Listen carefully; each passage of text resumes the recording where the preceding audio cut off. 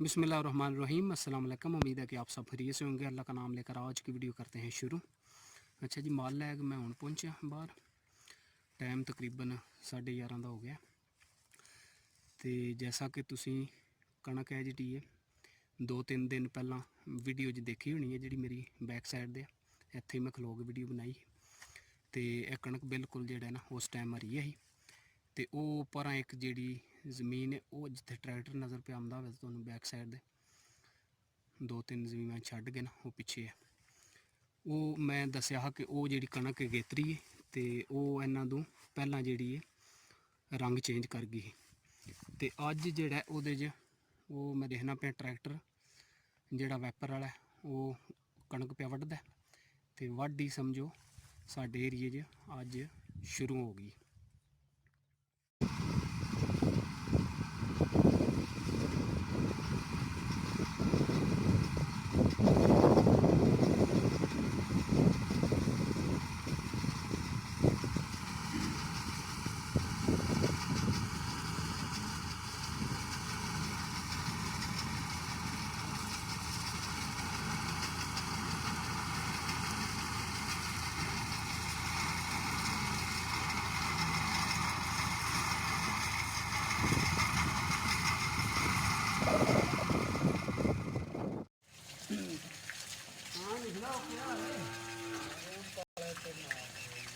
आख्या लाइए ना हूँ स्याल वाली जेड़ा ना फर्क है।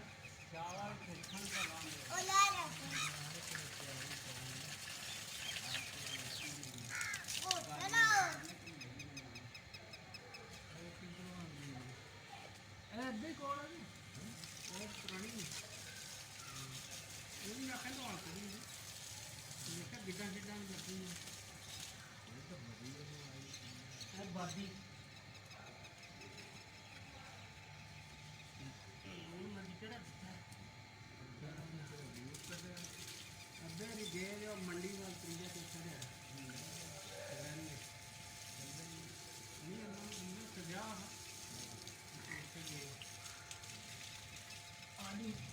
आ जाऊंगी।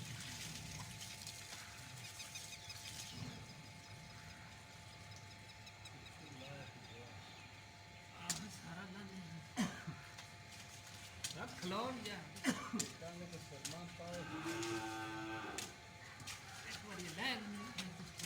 खलोन जा तू दसिया ने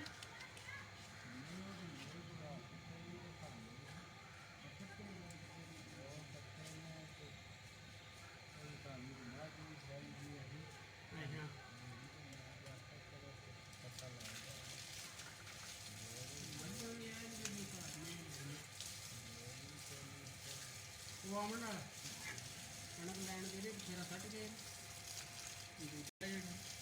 लै गया अंदर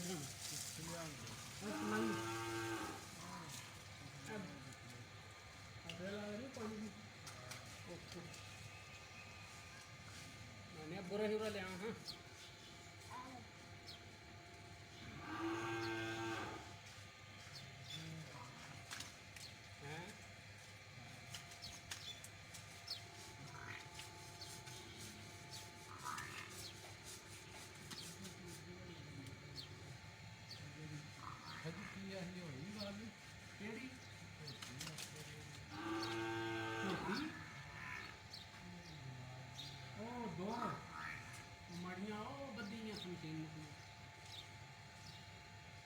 जी वाह वाह बुसी जी खजकी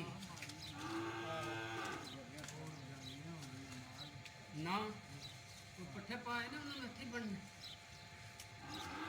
अली शह ही कोई नहीं बाहर रड़ा पे बारिश होंगी ना हूँ एक बार फिर पानी तो हो गया राजा उस बारिश ना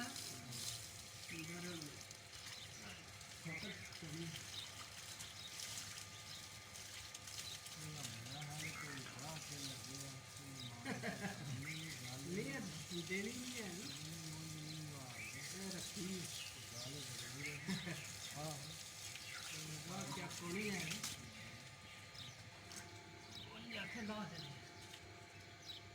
दाग ते पहला